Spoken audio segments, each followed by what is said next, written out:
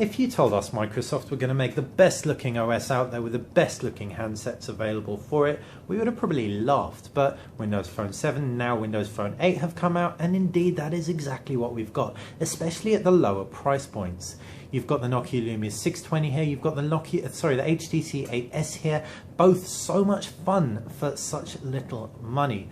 But you can pick up either device for under 200 quid. The Lumia 620 comes in at 150 quid, this between 150 and 200 quid. Really, really great value, and especially considering they're both such standout looking phones. The 620 is thicker, undeniably. It's also a little bit shorter, so it's more squat altogether, but it certainly does feel nice and rich. It's very forgiving in the hand with its cup-like form factor. The Nokia Lumia 620 also has exchangeable back covers which give it a lot of personality. We can pull some into frame for you, and you can gauge that this really does change the look and feel of your entire phone, and they're relatively inexpensive. The HTC 8S, our other handset that we're comparing it against, however, is considerably less thick and more elegant, we might say. It feels really, really nice and rich in the hand. The almost chewing gum like curvature just adds a really nice depth to it, so despite in terms of millimeters not being much thinner at all, it certainly feels it, and especially in the pocket and hand. The corners are a little sharper, so they do dig into the heel of the hand a little bit more, so you may want to be aware of that if you hold your hands and don't like those edgy corners all that much. We'd say in terms of design it's a pretty even footing, and it's going to come down to personal taste. The 8S is available in a range of colours.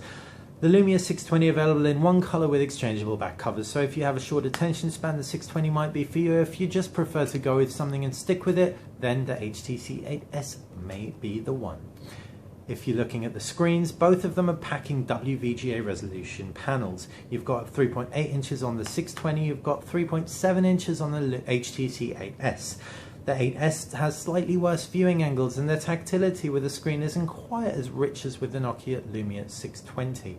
However, both look great. Sharpness is practically identical on both, and both display very nice and clear whites. We'd say the Lumia 620 is a little bit stronger in the screen department, but it isn't going to be all that noticeable. Moving on to the operating system, and both pack Windows Phone 8. This is a really clean, simple UI. On the left-hand side, you've got a shortcuts list, which is called your start menu. On the right-hand side, you've got a list of applications, and you can pin all these to the start menu with ease with just a long press. Once pinned, these take the form of tiles. Some of these are live tiles, and these display information pertaining to notifications. So, for example, you can take a look at our email. It's telling us we have 15 apps that we need to update, and we've got 4 emails that we need to read. Now, speaking of emails that we need to read, one problem with Windows Phone 8 in general is that it hasn't got a unified notification center. This is expected to come in upgrades, which both these devices are expected to get, something called Apollo Plus, so you can keep an eye out for that. However, as it stands, if you want to see your notifications, just keep an eye on your live tiles, or indeed your lock screen, because your lock screen also illustrates your unread emails, etc., and missed calls. We're moving on to the cameras, and both are 5 megapixel sensors, and they're relatively even in terms of performance. Both two of the better 5 megapixel sensors out there. If we jump into the camera UI on the HTC 8S, for example, we can very, very quickly see you've got some really, really nice, if we let it focus,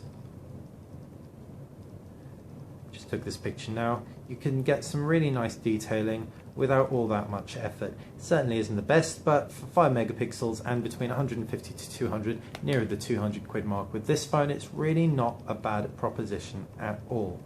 The Nokia Lumia 620 packs a slightly better sensor, or at least that's what we thought the results looked like.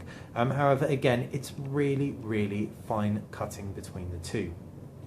In terms of storage, that's one area the Nokia Lumia 620 definitely wins out, with 8 GB of onboard storage as opposed to 4 on the HTC 8S.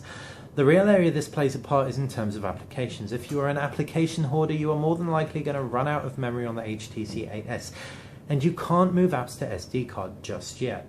This may come in future versions of Windows Phone. The Lumia 620 with its 8GB of internal memory, 4GB user available, or a little bit more than that, and SD card support, is just going to give you that little extra leeway in terms of applications. Both being expandable, it's really great. You can get all your movies on there, and the WVGA screens are going to make them look really nice indeed. Performance-wise, two 1 GHz dual-core processors, one in each device. Both really speedy, snappy.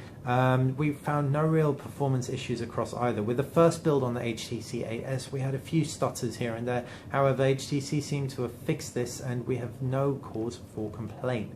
In terms of the user interface, the real differentiating factor is the fact that the Nokia Lumia 620 ships with Nokia's Windows Phone 8 application suite.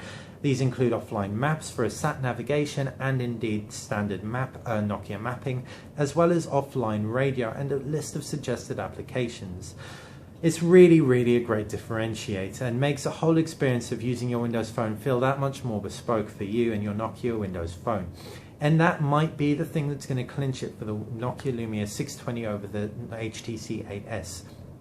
Both great phones, but at a cheaper price point and with additional services, you really can't argue with that. So while we may, to a degree, prefer the HTC 8S's design, despite the inflexibility of no removable covers like the Nokia Lumia 620 has, the Lumia 620 is our choice and our winner in this comparison. It's cheaper, it gives you more value for money, and it also has Nokia's fantastic app selection suite. Thanks for watching Know Your Mobile. Both great devices, but we have one winner. If you have any questions about either device, please feel free to leave a comment below. If you've enjoyed this video, subscribe to the channel.